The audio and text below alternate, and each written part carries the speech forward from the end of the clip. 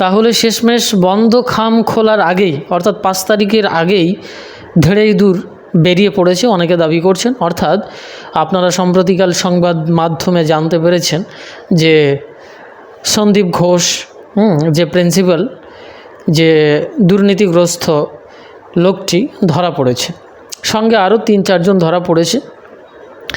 এখন বিষয়টি অনেকে উল্লাস করছেন, আনন্দ করছেন, কিন্তু জুনিয়র ডক্টরদের একটি সাক্ষাৎকার শুনছিলাম, তারা বলছেন না, আমরা পূর্ণরূপে খুশি হতে পারছি না, এখনও আমরা খুশি নই, সুখীও নই। বিষয়টি সত্যি এরকমই যে এটা দুর্নীতির কারণে ধরা পড়েছে, কিন্তু যে মেয়েটি ধর্ষিত হয়েছে, খুন হয়ে গেছে, তার জীবনকে শেষ করে দিয়েছে, সেই প্রেক্ষাপট থেকে এক চরম এই নারকীয় পরিস্থিতির দায়বদ্ধতা যাদের রয়েছে বা যারা এর পেছনে ছিল, সামনে ছিল, তারা কারা, সেই ধেড়ে ইঁদুর কে, কী বৃত্তান্ত, সেটা কিন্তু এখনও প্রমাণিত হয়ে ওঠেনি। এখন আমরা সবাই প্রত্যাশা করছি ওই বন্ধ খামের ভেতরে কোন সত্যিকারের দুর্বিনীত লোকটি বসে আছে। এখন অনেকে আমার পূর্বের লেকচারটি বুঝতে পারেননি। আমি কিন্তু বলেছি রাজনৈতিক ঘোলাজল। যদি সিবিআই সঠিক তদন্ত বের করতে না পারে, ওই বন্ধ খামের ভেতরে সঠিক তথ্য না দিতে পারে, যদি কোনো ক্রমেই রাজনৈতিক বিগত দিনের যে গোলমাল হয়েছে, এখনও কিন্তু সারদার কিন্তু পূর্ণ তথ্য পাওয়া যায়নি, সঠিক শাস্তি পায়নি, অথচ কোটি কোটি টাকা মেরে খেয়েছে, বহু সংখ্যক মানুষের প্রাণ চলে গেছে, সেখানে কিন্তু সন্দেহ রয়ে গেছে আরও অনেক জায়গায়। সেই সূত্রে অনেক জায়গায় পরিস্থিতির সাপেক্ষে রাজনৈতিক ঘোলা জল তৈরি হয়েছে। তার মাঝখানে কে কীভাবে মাছ ধরেছেন সেটা তাদের ব্যাপার, তা অবশ্যই ইতিহাস প্রমাণ দেবে। এখন যদি সত্যি সত্যি কিছু বেরিয়ে পড়ে, সন্দীপ ঘোষ তো ধরা পড়েছে, আসলে এর নাম হচ্ছে ধনদ্বীপ, কিছু মনে করবেন না, এই ধনদ্বীপ এখন ধরা পড়েছে, মানে প্রচুর টাকার মালিক, আর একটা মিনিং আছে সেটা আর বলছি না। তাই এই ধনদ্বীপ ধরা পড়েছে। এখন এটাকে অনেকে মনে করছেন ধেড়ে ইঁদুর, কিন্তু এটা ধেড়ে ইঁদুর না। একজন বিখ্যাত অফিসারের কথা শুনছিলাম একটা চ্যানেলে, তিনি বলছেন যে বিনীত গোয়েল এবং মুখ্যমন্ত্রী অর্থাৎ স্বাস্থ্যমন্ত্রী মমতা ব্যানার্জির মুখোমুখি জিজ্ঞাসা করা উচিত বসে। ব্যাপারটি অনেকে কিন্তু এটা বুঝতে পারছেন। ধরুন এই যে ছোট্ট একটি ন্যাংটি ইঁদুর কি ধেড়ে ইঁদুর, কিন্তু কোনো একজন শিক্ষক বা কোনো একজন ডক্টর দীর্ঘদিন ধরে এরকম দুর্নীতির কাজ বা এরকম অপসংস্কৃতি বা এরকম অন্যায় কাজ করতে পারে না যদি পেছনে মাদত না কেউ করে। এটা খুব জেনারেল নলেজ। ধরুন একটি উদাহরণ দিচ্ছি, যে একজন বাবা, তার 4টে সন্তান, একটা ছেলে খুব মাতব্বরি করে ওই 3 ভাইয়ের উপরে, বাকি 3 ভাইয়ের উপরে খুব মাতব্বরি করে, ওই হ্যান কারেঙ্গা ত্যান কারেঙ্গা, ঠিক আছে, যা বলবো তাই শুনবে। এখন ওই 3টে ছেলে কি করে, এ তো দেখছে তো খুবই খারাপ ব্যাপার, আমাদের উপরে ডমিনেট করছে, এখানে আমাদের মালিক আছে, আমাদের বাবা ওকে বুঝিয়েছে, কিন্তু ও শুনছে না, এই আমার কাছে সব শক্তি, আমি যা বলছি সেটা শোন। তখন ওই 3 ভাই করেছে কি, এত শক্তি কোথার থেকে পেল, আমাদের বাবা তো এখনও মালিক রয়েছে। তো তখন ওরা বুদ্ধি করে কি করলো, এর পক্ষে তো সবই সম্ভব নয়, তখন ওই বাবার কাছে গিয়ে ওই বাকি 3 সন্তান নালিশ করলো যে বাবা এরকমভাবে আমাদেরকে ডমিনেট করছে, তোমার ক্ষমতা থাকা সত্ত্বেও সে মালিকানা ভোগ করছে, এরকম কিছু বলছে। তো তখন ওর বাবা কিন্তু একটি সঠিক সিদ্ধান্ত 3 ভাইকে দিল এবং সেই ভাইটাকে ডাকলো, এই যে তুই কী করছিস। তখন বিষয়টি কিন্তু পরিষ্কার হয়ে যাচ্ছে যে তার কিন্তু বাবা রয়েছে।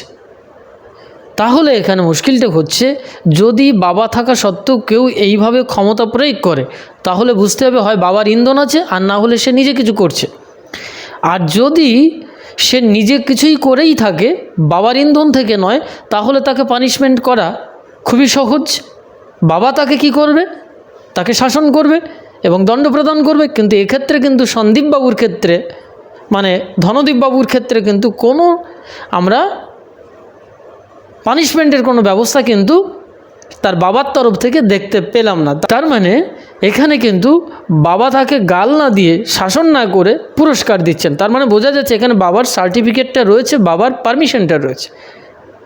3 ভাই তখন কি করবে, যে বাবার পারমিশন রয়েছে তাই এটা করছে, সাধারণ পাবলিক 3 ভাইয়ের মতো তারা বুঝতে পারছে যে এখানে সাধারণ একজন শিক্ষক, সাধারণ একটি সন্তান, সাধারণ একটি ডক্টরের পক্ষে এত বড় জঙ্গি সংগঠনের মতো করে রেখে দিয়েছে, এটা কখনোই সম্ভব হতে পারে না। As a doctor, simple doctor এটা করতে পারে না। এর পেছনে অবশ্যই বিশাল বড় একটি বাহিনী রয়েছে। সেই শক্তিকে কাজে লাগিয়ে দিনের পর দিন এত বড় বড় অফিসারদেরকে বিভিন্ন জায়গা, বিভিন্ন অর্গানাইজেশনে তিনি ডমিনেট করেছেন দীর্ঘ বছর ধরে। অথচ এত কিছু জানার পরে আক্তার আলী, যিনি ওই আরজি করের একজন অফিসার বা একজন কর্মরত ব্যক্তি ছিলেন, তিনি কিন্তু বারবার অপোজ করেছেন, লিখিত পড়িত, কিন্তু কোনো সদুত্তর পাওয়া যায়নি। সুতরাং প্রমাণটা কিন্তু আজকে নয়, বিগত দিন থেকে প্রমাণ হতে হতে এসেছে। সুতরাং ধেড়ে দূর কিন্তু এটা নয়, এবং এটা দুর্নীতির কারণে ধরা পড়েছে। এর পেছনে ধর্ষণ এবং হত্যা, এর পেছনের যে আরও কারা রয়েছে সেটা পরিষ্কার হয়ে যাচ্ছে। আমি সেটাই বলেছি যে বন্ধ খামের ভেতর থেকে যদি এই উৎকৃষ্ট তত্ত্ব না বেরিয়ে আসে, তাহলে কিন্তু উভয় পক্ষের কিন্তু চাপ সৃষ্টি হবে। অনেকে মনে করেছেন যে আপনার সিদ্ধান্ত ভুল হবে মহারাজ, অনেকে বলেছেন। না, আমার সিদ্ধান্ত যে ভুল হবে না তার একটা প্র্যাকটিক্যাল প্রমাণ দিয়ে দিচ্ছি। গতদিনই হবে যে প্রাক্তন বিচারক অভিজিৎ গাঙ্গুলি, এই অভিজিৎ গঙ্গোপাধ্যায় কিন্তু ওই জুনিয়র ডক্টরদের আন্দোলনের কাছাকাছি গিয়েছিলেন সহানুভূতি দেখানোর জন্যে বা সহমর্মী হিসেবে। তিনি তার বক্তব্যে বলেছেন যে আমি একজন সহমর্মী, তারা হয়তো আমাকে আঘাত করতে পারে কিন্তু আমি মর্মাহত নই। যাই হোক, ছাত্রদের কাছাকাছি যাওয়ার কারণে সেই জুনিয়র ডক্টররা আন্দোলন থেকে বললেন গো ব্যাক স্লোগান তুললেন। এটার মানেটা কি দাঁড়ালো? পরিষ্কার হয়ে যাচ্ছে না যে এই জুনিয়র ডক্টররা কোনো রাজনৈতিক ছায়া, কোনো ধরনের শেড তারা চাইছেন না, কোনো শেক পেতে চাইছেন না। তারা সম্পূর্ণরূপে নিজেদের কাঁধে কাঁধ মিলে তারা চলছে। স্বতন্ত্র একটি আন্দোলন, পরিপক্ক, পবিত্র, পরিচ্ছন্ন। ইয়ার ভেতরে তারা কোনো পলিটিক্স ঢুকাতে চাইছেন না। সুতরাং এখানে পরিষ্কার হয়ে যাচ্ছে যে কোনো রাজনৈতিক দলকে কেন্দ্রায়িত করে কিন্তু এই আন্দোলন হচ্ছে না জুনিয়র ডক্টরদের বা ডাক্তারি মহলদের। সুতরাং যদি সুপ্রিম কোর্ট বা সিবিআই ওই বন্ধখামের তথ্যে সঠিক তথ্য বের না করতে পারে, তাহলেও কিন্তু জুনিয়র ডক্টররা এটা ভাববেন না যে সেন্ট্রাল গভর্নমেন্টের বিরুদ্ধে তারা কিছু বলবেন না। অবশ্যই বলতে পারবে, এবং সারা ভারতবর্ষ থেকে কিন্তু এই আন্দোলনের উত্তাল তরঙ্গ উঠেছে। সুতরাং আমার কথা পরিষ্কার, আমি ওখানে কিন্তু কোনো পক্ষপাতী হিসেবে বলিনি। আমি বলেছি বন্ধখাম থেকে যদি সঠিক তথ্য না বেরোয় তাহলে কিন্তু পলিটিক্যালি এইভাবে ঘুরতে পারে, সুযোগটা নিয়ে নেবে কোন দল থেকে কোন দল। যাক, বুঝতে ভুল করেছেন। এখন আরেকটি বক্তব্য বলবো, সেটা হচ্ছে এই যে বিনীত গোয়েল, তার নির্দেশে নিশ্চিত আমাদের সেই প্রিয় মেয়েটিকে পোড়ানো হয়েছিল, ধ্বংস করে দেওয়া হয়েছে, প্রমাণ লোপাট করা হয়েছে। কার নেতৃত্বে? প্রশাসনের নেতৃত্বে। আচ্ছা, প্রশাসনের নেতৃত্বে কে ছিলেন? বললেন এই বিনীত গোয়েল। বেশ ভালো কথা। এই বিনীত গোয়েলের বাবাটিকে, যিনি প্রশাসন নেতৃত্বে রয়েছেন, মানে হু ইজ লিডার অব প্রশাসনিক বিভাগ, ক্যাবাদ, তিনি কে? পরিষ্কার হয়ে যাচ্ছে। কারণ কোনো প্রশাসনিক সাংবিধানিক সিদ্ধান্তে উপরের মহলের সিদ্ধান্ত ছাড়া কখনোই প্রকৃত সিদ্ধান্ত দিতে পারে না। যেমন হাইকোর্ট, একজন জজ ভিন্ন, সাধারণ কোনো উকিল, মোক্তার, এরা কিন্তু সিদ্ধান্ত দিতে পারে না। বোঝা গেছে? সুতরাং এখানে পরিষ্কার হয়ে যাচ্ছে যে প্রশাসনিক বিভাগে সিপি হোক আর ডিসি হোক আর অমুক হোক আর তমুক হোক, এর পেছনে রয়েছে আসল রহস্য প্রশাসনিক নেতৃত্ব। সুতরাং সেই ব্যক্তির নেতৃত্বের কারণে, সেই ব্যক্তির পারমিশনের কারণে কিন্তু অতি দ্রুততার সঙ্গে আজকে খানিকটা প্রমাণ হয়ে গেছে। সাধারণ মানুষ 100% বুঝতে পেরেছেন যে এর পেছনে আরও গভীর উচ্চতম রহস্য রয়েছে। সুতরাং বুঝতেই পারছেন ধেড়ে দূর বা আসল রহস্য কোথায়। সুতরাং বন্ধখাম থেকে যদি এই উৎকৃষ্ট জবাব না আসে, তাহলে আমার মনে হয় জুনিয়র ডক্টররা যেভাবে ক্ষিপ্র হয়েছেন তাতে আন্দোলন চলতেই থাকবে। একজন ডক্টরের কথা আজকে শুনছিলাম যে মানে সাংবাদিক মহল ইন্টারভিউ নিচ্ছেন, সেখানে একটি ছেলে বলে ফেলেছেন যে আমরা বিনীত গোয়েলের তো পদত্যাগ চাই, সঙ্গে সঙ্গে এর পরে কিন্তু আমরা মুখ্যমন্ত্রীর অর্থাৎ স্বাস্থ্যমন্ত্রীর পদত্যাগ চাই বলে ফেলেছে। এটা ধরা পড়ে গেছে। সুতরাং আমি 15 অগাস্ট যে আরজি কর হসপিটালে ধর্ণা মঞ্চে যেদিন 14ই অগস্ট ভাঙচুর হলো, সেই মঞ্চে ছাত্রদের সঙ্গে থাকবার জন্য যে আন্দোলনে আমি গিয়েছিলাম এবং সেখানে মঞ্চস্থ অবস্থায় আমি যে লেকচারটা করেছিলাম 5 থেকে 7 মিনিট, সেখানে আমি কিন্তু একটি কথা বলেছিলাম, জবাব চাই শুধু বললে চলবে না, হটাও স্বৈরতান্ত্রিকতা। আমি মাঝখানে খানিকটা একটু দুশ্চিন্তায় পড়ে গেছিলাম যে এদের আন্দোলনটা তীব্র করছে না, এরা একটা বোধহয় নির্দিষ্ট কোনো সীমিত অবস্থায় রয়েছে। এটা যে একেবারেই জানতাম না সেটা নয়, যে ওদের ভেতরে ক্ষোভ আক্রোশ যে নেই তা নয়, আছে, কিন্তু প্রকাশ করতে পারছে না। সেটা দেখছি কালচক্রে ধীরে ধীরে প্রকাশিত হচ্ছে যখন তারা লালবাজার অভিযানে নেমেছেন। সম্প্রতি আপনারা জেনে গেছেন বিনীত গোয়েলের পদত্যাগের নিমিত্তে মেরুদণ্ড গোলাপ ফুল নিয়ে তারা উপস্থিত, হাজারো লাখো স্টুডেন্ট সেখানে উপস্থিত। তারা একদিন এক রাত্রি বিগত হয়ে গেছে, তারা এই সংগ্রামে এই আন্দোলনে রয়েছে। শান্তিপূর্ণ মিছিল, শান্তিপূর্ণ আন্দোলন, কিন্তু সেখানে তীব্রতা ফুটে আসছে যে সেটা কি তীব্রতা কি যে তারা কিন্তু এবার সোচ্চার হয়েছে, তার পদত্যাগ চাই। এতদিন চাইছিল উই ওয়ান্ট জাস্টিস, কিন্তু এই জাস্টিসের ভেতরে লুক্কায়িত এক শক্তি কিন্তু এখন প্রকাশিত হচ্ছে ধীরে ধীরে। সুতরাং আমার যেটা মনোবাঞ্ছা, আমার যে সিদ্ধান্ত, আমার যে অগ্নিপ্রজ্বলনের যে প্রেক্ষাপট বা যে লেকচারটি ছিল, সেটা কালচক্রে আমি খানিকটা ওদের ভেতরে সেই অগ্নিদগ্ধ অবস্থাটা দেখতে পাচ্ছি, বিদগ্ধ অবস্থাটা দেখতে পাচ্ছি, বিদ্রোহ অবস্থাটা দেখতে পাচ্ছি। এইটাই সত্যিকারের স্বাধীনতাকামী মানসিকতা, সত্যিকারের ন্যায় বিচার প্রতিষ্ঠা করবার চিন্তাশক্তি বা বিচার চাওয়ার চিন্তাশক্তি। কিন্তু এখানে একটি প্রবলেম আছে। অভিজিৎ গাঙ্গুলি যিনি গেছেন, তিনি রাজনৈতিক ধ্বজা নিয়ে যাননি, কিন্তু তিনি রাজনৈতিক। আমি এখানে একটি কথা বলবো, সেটা হচ্ছে যে যদি কেউ মনে করেন যে তারা রাজনৈতিক, সুতরাং তাদের আমরা প্রশ্রয় সাশ্রয় বা কোনো ধরনের শেল্টার আমরা নেব না বা কোনো ধরনের তাদের সহযোগিতা নেব না, তাদের ব্যক্তিগত ব্যাপার, আমি এখানে সমালোচনা করছি না। কিন্তু যদি এই ডক্টররা তাদের এই দাবি মানতে মানতে এমন একটা সময় চলে যায় যে স্বাস্থ্যমন্ত্রী, মুখ্যমন্ত্রী, অমুক মন্ত্রী সব পদত্যাগ হয়ে গেল, বিচার চাইলো, বিচার হলো, সব কিছু হয়ে গেল, তারপরে এই দেশের রাজ্য শাসন ভার, দেশের ভার কারা নেবে? কে নেবে? নিশ্চিত তাদের নিতে হবে। একটা সঠিক সংগঠন নিতে হবে, সৎ ব্যক্তিদের নিতে হবে। তারা কারা?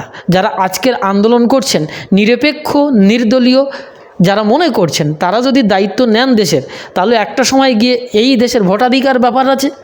তার মানে সেখানে গিয়েও আপনি যখন মঞ্চে উঠছেন, সিংহাসনে বসছেন, যখন রাজ্য বা দেশ পরিচালনার জন্যে, তখন কি একটা সময় আপনি কি দলীয় না নির্দলীয় থাকছেন? তার মানে একটা সময় আপনাকে কিন্তু রাজনৈতিক হতেই হচ্ছে। সেদিন যদি আপনাকে কেউ আঙুল উঁচিয়ে বলে ইউ আর রাজনৈতিক, এখন ব্যাপারটা রাজনৈতিক অবশ্যই কেউ হতে পারে, কিন্তু সততা আছে কি না এটা দেখার বিষয়। আমি অবশ্যই ব্যক্তিগতভাবে অভিজিৎ গাঙ্গুলির সপক্ষে বা বিপক্ষে এরকম কিছুই বলবো না। আমি জাস্টিস হিসেবে ওনাকে দেখব যে উনি একজন সত্যিকারের ন্যায় বিচারক ছিলেন, উনিও সংগ্রাম করেছেন এই ছাত্র শিক্ষকদের জন্যে, তার অনেক বড় অবদান রয়েছে। প্রথম তার হাতে এবং কলমে তার বিচারে উঠে আসে এই পশ্চিমবঙ্গের কিন্তু শিক্ষাক্ষেত্রে দুর্নীতি, তাই না? তাই সেই জিনিসটাকে দেখলে আমরা বুঝতে পারি উনি ব্যক্তি হিসেবে মানবিক। তো যদি কোনো রাজনৈতিক প্রেক্ষাপটে ডক্টর, কোনো বিচারক যদি এই দেশের বা রাজ্যের শাসনাধীনে যান, তখন কিন্তু তাকে একটা সময় রাজনৈতিক হয়ে যেতেই হয়। কারণ রাজ্য বা দেশ যিনি চালনা করেন সঠিক নীতির মাধ্যম দিয়ে, তিনি রাজনৈতিক হন। সুতরাং এই দেশের দায়িত্ব কারা নেবেন সেদিকেও লক্ষ্য রাখতে হবে।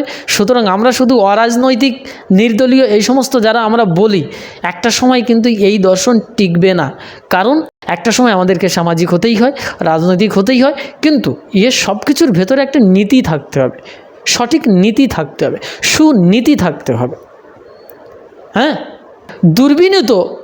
বিনীত এই নীতি থাকলে চলবে না, যেটা পুলিশ প্রশাসন থেকে সম্প্রতিকাল আমরা দেখছি। সুতরাং আমি বলবো যে সামগ্রিকভাবে আন্দোলনটা, নাগরিক দৃষ্টিকোণ থেকে আন্দোলনটা, সততার দৃষ্টিকোণ থেকে আন্দোলনটা এবং দেশ পরিচালনারও চিন্তাশক্তি মাথায় রেখেই কিন্তু ন্যায় বিচার চাওয়ার এই রাস্তা কিন্তু তৈরি করতে হবে। শুধু আমি একটা ন্যায় বিচার পেয়ে গেলাম, তারপর আর আমার কোনো দায়িত্ব নেই, নাগরিক হিসেবে কর্তব্য নেই, এরকম ভাবলে কিন্তু চলবে না। কারণ এই দেশ পরিচালনা করেন কোনো একটি রাজনৈতিক সংগঠন, তথা এই গণতান্ত্রিক সমাজে জনগণও কিন্তু সহযোগিতা করে। সুতরাং তারাও এক প্রকারের রাজনৈতিক। সব কিছু বিচার বিশ্লেষণ করেই কিন্তু আমাদেরকে যেতে হবে। কিন্তু এখন মুখ্যত বিষয় যেটি, সেটা হচ্ছে প্রথমেই হচ্ছে এই স্বৈরাচারী, এই দুর্বিনীত, এই প্রশাসনিক যে আমাদেরকে মিসরুল করেছে দীর্ঘদিন ধরে, তাদের বিরুদ্ধে আজকে আন্দোলন এবং এই অন্যায়ের বিরুদ্ধে আন্দোলন। এবং যে মেয়েটি চলে গেছে এক নারকীয় অবস্থার ভেতর দিয়ে, তার সঠিক বিচার আমরা চাই এবং এই সত্যকে বের করতে চাই। আমরা এমন কিছু বের করতে চাই যে আসল বীজ বৃক্ষের শেকড় কোথায়, সেটা যতক্ষণ না আমরা বের করতে পারছি ততক্ষণ আমরা অন্য রাজনৈতিক দল, অন্য কোনো দেশ, অন্য কোনো রাজা এসব কিছুই ভাববো না। এখন আমাদের সেই ব্যক্তিদেরকে টেনে বের করে নিয়ে আসতে হবে, যে সংগঠন, যে ব্যক্তিত্ব, যে নারকীয় পশু, তাদেরকে বের করে নিয়ে আসতে হবে, যে এই সমগ্র দেশ তথা রাজ্য এই যে পরিস্থিতি সৃষ্টি করছে, আজকে আরজি করে শুধু মেয়েটি না, এখনও প্রচুর ঘটেই চলেছে এবং আগামীতে ঘটেই চলবে যদি এই বীজবৃক্ষ সম্পূর্ণরূপে উৎপাটিত না হয়। সুতরাং আমি বলবো যে এখন প্রথম সংগ্রাম হচ্ছে এই বীজবৃক্ষকে উপড়ে ফেলার। এই বীজবৃক্ষের শেকড় কোন পর্যন্ত গেছে সেই দিকে লক্ষ্য রেখে আমাদের প্রত্যেকের, জুনিয়র ডক্টর, সিনিয়র ডক্টর, ছাত্র সমাজ, সাধারণ নাগরিক সমাজ, প্রত্যেকেরই এই আন্দোলনের সহযোগিতা রেখে আন্দোলন চালিয়ে যেতে হবে।